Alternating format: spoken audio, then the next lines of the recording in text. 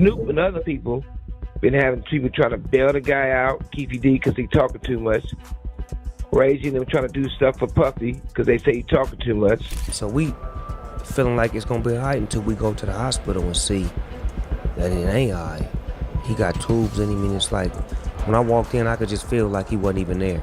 And I fainted. Only way you have a radio, if you was at the fight with us and you had a tube, we always go to the fight together. We always go to the club together. Snoop Dogg's name just got dragged into the Tupac case, and this time, it's coming straight from the feds. New evidence has surfaced, and Suge Knight just dropped bombshell receipts that could change everything we thought we knew. For years, the whispers have been there, but now the dots are finally connecting. Could one of hip-hop's biggest icons be more involved than we ever imagined? Snoop Dogg and Suge Knight's story is one of the wildest in hip-hop history. But to really understand how these two went from being ride or dies to bitter enemies, you have to go back to the early days when Death Row Records was running the rap game. Back then, Death Row wasn't just a label, it was an empire. Suge Knight was the king doctor, Dre was the genius producer, and Snoop was the golden boy.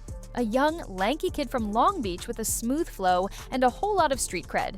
His debut album, Doggy Style, dropped in 1993 and immediately shook the industry. And behind all that success was Suga, larger than life, always in a suit, always puffing on a cigar, looking like a villain straight out of a mob movie. He wasn't just feared, he was respected.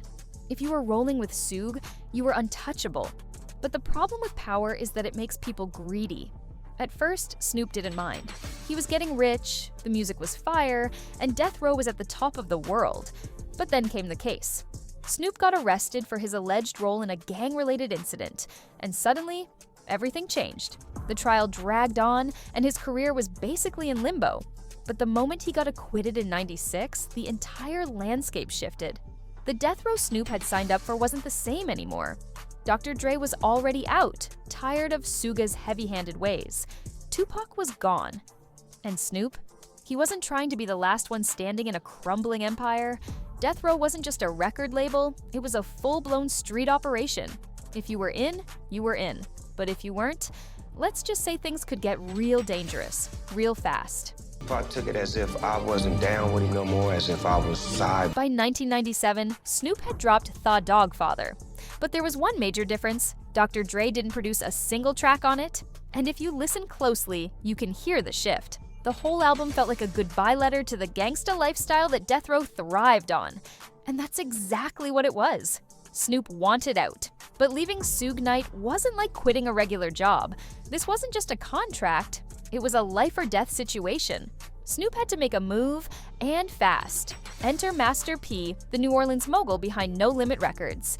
He had the money, the power, and most importantly, a different approach. Unlike Suge, who ran Death Row like a dictatorship, Master P actually taught his artists about business. Snoop saw the contrast and took the leap. He signed with No Limit in '98, but not before throwing a few parting shots. Years later, Snoop straight up called Suga the devil and credited Master P with saving his life. And Suga, he wasn't happy. He felt like he made Snoop who he was. And the fact that Snoop was now thriving without him, that stung. For the next few years, Suge was still trying to flex from behind bars, but Snoop wasn't scared anymore. By the early 2000s, Snoop was in full control of his career, and he let it be known that he wasn't ducking any smoke. That's when he dropped Pimp Slapped, one of the most savage diss tracks ever, just straight up disrespect. He even clowned Suge's prison status, calling him out for not being locked up in the roughest part of the system. At this point, Suge was heated. The Death Row empire he built was falling apart, and now Snoop was out here treating him like an afterthought. In 2002, things nearly came to blows at the Vibe Awards. Tensions were high, and it looked like a full-blown brawl was about to break out. But surprisingly, Steve Harvey, yes, that Steve Harvey, had to step in and play peacekeeper. It didn't help that 2 years later, Dr. Dre got sucker punched at the same awards show in what many believed was a setup by Suge. The bad blood between them wasn't just personal, it was now playing out in front of the world.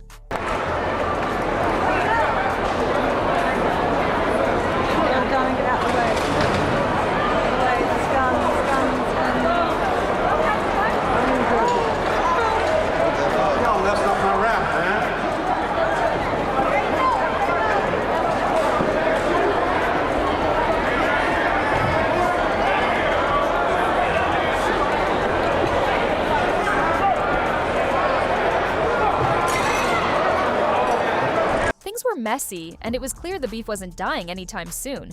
But life has a way of humbling even the toughest dudes. By 2013, something had shifted. Snoop, now older, wiser, and deep into his weed and funky music era, started reflecting on his past, and surprisingly, he didn't hate Suge anymore. In an interview with Vlad TV, he even complimented Suge, saying he was an important figure in his journey. He put the whole beef behind him.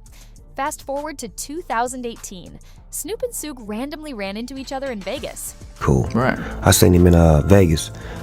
I was, moving around doing my thing, and while I was getting the hotel room, she said, "Hi, Suge." I'm like, turn around. And they actually talked. After years of beef, diss tracks, and near-violent encounters, Snoop and Suge had a real conversation. I loved you. I could have saved you. I had nothing but love for you. And his conversation was, I love you. I ain't got nothing but love for you. Why did you try to get me popped when you loved me? You know what? I forgive you. I ain't gonna do nothing to you. It's outside that wants your head right now. I ain't gonna do nothing to you. You can go and walk up out here and we're gonna be cool from this day forward. And we've been straight. By the time Suge went down for good in 2018, sentenced to 28 years for a fatal hit and run, Snoop had already made peace with the past. And in true full-circle fashion, when Snoop finally got the rights to Death Row Records in 2022, the first thing he did was dedicate a song to Suge called Bygones Be Bygones. Snoop even spilled all the tea during a Breakfast Club interview. According to him, it was never really about hatred, it was about control. Suge wanted to mold him into something specific, but Snoop was never the type to let someone put a leash on him. At a record label, when you got artists, and I've done this before, you really want control of that artist, but some artists deserve their own control in their own lane, and you got to give it to them. He had to try to kill you, though. Hey, man, I'm from the West Coast. It comes with the rules and regulations of the game. You know, I knew the job was dangerous when I took it. No, it was. Imagine someone putting a price on your head, making sure you knew they wanted you gone. And years later, you're just chopping it up like it never happened. That was the kind of surreal turn Snoop and Suge's story took. But just when it seemed like the drama was over, Suge Knight was back at it again, throwing out some wild accusations. This time he claimed that Snoop, Dr., Dre, and Diddy were all part of some secret society. And now that we know everything coming out about Diddy, well, maybe it doesn't seem so wild after all. Now you see one, you see another one. Next thing you know, start painting their fingernails. According to Suge, the moment an artist starts painting their nails and rocking more feminine fashion, that's the industry's way of signaling that they've been claimed by this so-called secret society. And of course, Suge claimed to have receipts. It makes sense. Game bought Puffy a Lamborghini. Well, Puffy got more money than Game. Why you buying this man a Lamborghini? I feel like I owe Diddy something, so I bought him a Ferrari, man. That's what's up, man. It was just a Tuesday. Just shoot videos. You know, your homies even got a Lamborghini. They probably never voted in a Lamborghini. But once again, that secret society. For this thing to work and fix it, they got to start all the way over. Suge saw all these moments not as simple acts of generosity or friendship, but as signs of something much deeper. But let's be real, this isn't the first time Suge has aired out suspicions about the industry.